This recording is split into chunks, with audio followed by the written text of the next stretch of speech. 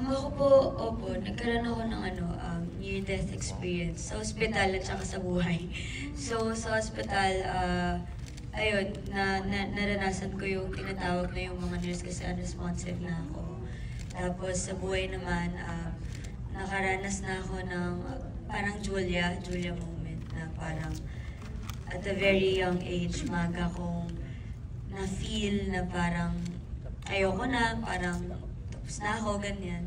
So yes, marami na po akong mga near-death experience sa medical and mental na aspeto.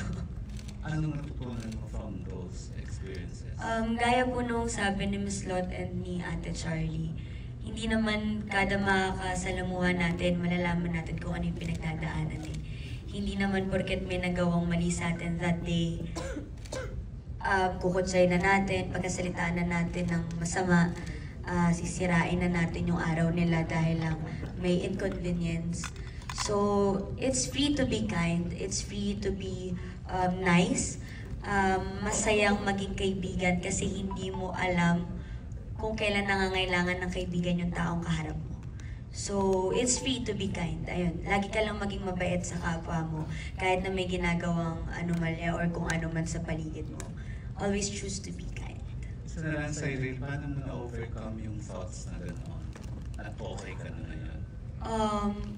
It's a long process po. It's not linear, and at the same time, you really have to acknowledge it and you really have to ask for help. Huwag mong ikakahiya na nanghingi ka ng tulong kasi that's the bravest thing you can give for yourself, to ask for help.